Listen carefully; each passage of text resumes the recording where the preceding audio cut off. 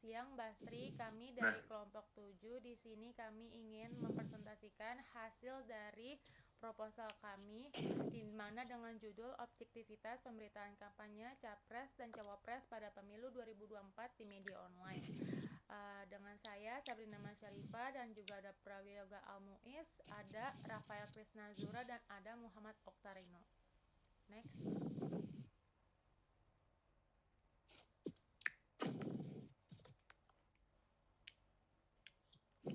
Yang pertama, di sini kita ada pendahuluan.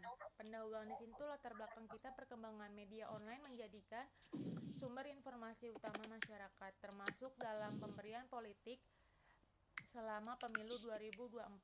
Sebagai media dengan jumlah pembaca yang tinggi, Kompas.com ini dan Detik.com ini tuh memiliki peran penting dalam membentuk opini publik sehingga objektivitas pemberitaan kampanye capres dan cawapres ini tuh perlu dikaji melalui aspek akurasi, ketidakberpihakan, dan validitas. Selanjutnya ada rumusan masalah. Rumusan masalah kita itu bagaimana objektivitas pemberitaan kampanye para calon presiden dan calon wakil presiden pada masa pemilu 2024 di kompas.com dan detik.com periode November 2023 hingga Februari 2024. Tujuan penelitian kita itu adalah untuk mengetahui objektivitas pemberitaan kampanye para calon presiden dan calon wakil presiden pada masa pemilu 2024 di kompas.com dan detik.com periode November 2023 hingga Februari 2024. Lalu selanjutnya kita di sini manfaat penelitian. Secara akademis, penelitian ini diharapkan dapat menambah kajian mengenai objektivitas media dalam pemberitaan politik. Secara praktis, penelitian ini dapat menjadi bahan evaluasi bagi media dan referensi bagi jurnalis dalam menghasilkan pemberitaan yang lebih objektif. Selanjutnya ada ruang lingkup. Penelitian ini dibatasi pada pemberita kampanye Capres dan Cawapres Pemilu 2024 yang dipublikasi oleh Kompas.com dan Detik.com selama November 2023 hingga Februari 2024. Analisis dilakukan menggunakan metode analisis isi kuantitatif tanpa mengkaji persepsi audiens maupun konten media sosial. Selanjutnya terakhir sistematika penulisan. Penelitian ini terdiri dari 5 bab. Yang pertama itu ada pendahuluan, tinjauan pustaka, metodologi penelitian, hasil dan pembahasan, serta penutup yang memuat kesimpulan dan saran. Struktur ini disusun untuk menjelaskan proses penelitian secara sistematis dan dari perumusan masalah hingga hasil penelitian. Selanjutnya, next akan dibaca oleh Prayoga Almuiz. Oke, di sini ada teori yang kita pakai. Teori yang kita pakai itu ada teori objektivitas pemberitaan, teori bias jurnalisme politik, teori Rahmaida, dan teori objektivitas pemberitaan. Kenapa kita memilih teori ini? Karena teori objektivitas berita itu kita ada penelitian yang ingin mengukur pemberitaan kampanye capres dan cawapres sudah akurat atau objektif dan berimbang. Teori Rahmaida, kami memilih teori ini karena memiliki indikator yang jelas, yaitu akurasi, ketidakberpihakan, dan validitas sehingga memudahkan kami dalam menganalisis objektivitas pemberitaan. Teori bias dalam jurnalisme politik, teori ini digunakan untuk melihat apakah terdapat kecenderungan atau berkepihakan media dalam memberitakan kandidat tertentu selama masa kampanye. Nah, next. Ini ada kerangka berpikir dari kelompok kami. Kerangka berpikir ini dimulai dari pemberitaan kampanye Capres dan Cawapres Pemilu 2024 yang dimuat di Kompas dan Detik.com. Berita-berita tersebut kemudian dianalisis menggunakan metode analisis kuantitatif berdasarkan objektivitas pemberitaan Rahmaida yang mencakup aspek akurasi, ketidakberpihakan, dan validitas. Hasil analisis kemudian digunakan untuk membandingkan tingkat objektivitas pemberitaan pada media tersebut. Udah. Next. Nah, ini ada metodologi kuantitatifnya.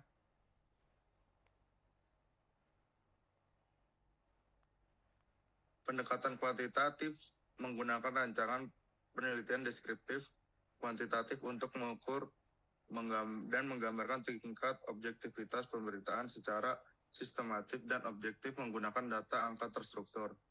Analisis kuantitatif menerapkan teknik analisis konten analisis, non-reaktif, mengklasifikasikan data komunikasi berita, kampanye ke dalam kategori-kategori operasional yang kemudian diuji frekuensinya. Dimensi akurasi mengukur ketepatan data melalui kesesuaian judul dengan isi berita, pencantuman penandai waktu yang jelas, kelengkapan data pendukung, serta kemudian faktualitas berita. Ketidakberpihakan mengukur netralitas media berdasarkan keberimbangan narasumber berita dan proporsionalisme alokasi, ukuran ruang fisik, atau ruang kolom atau luas kolom ulasan pasangan calon. Dimensi validitasnya mengukur keabsahan informasi melalui kejelasan atribusi sumber berita, yakni wartawan, pelaku langsung atau tidak langsung, serta tidak dikompetensi narasumber. Hasil dan analisis penelitian. Kompas.com akurasi sangat baik. Judul sesuai isi, waktu jelas, data pendukung lengkap, fakta terpisah dari opini. Validitas sangat baik. Semua pernyataan dan data disertai sumber yang jelas dan terverifikasi. Ketidakberpihakan, baik pada artikel yang membahas semua paslon, namun pada artikel yang hanya meliput satu pihak, perspektif pembanding jarang ditampilkan sehingga kurang seimbang. Kesimpulannya, kuat pada keakuratan dan kejelasan sumber, perlu perbaikan pada keseimbangan pandangan. Detik, akurasi sangat baik, judul informatif, waktu sesuai konteks, data lengkap, artikel cek fakta, merujuk langsung pada aturan resmi. Validitas sangat baik, atribusi sumber jelas, terutama pada peraturan hukum dan lembaga resmi. Ketidakberpihakan cukup baik, artikel edukatif komparatif sangat seimbang, artikel liputan satu pihak tetap netral untuk unsur memuji atau menjatuhkan.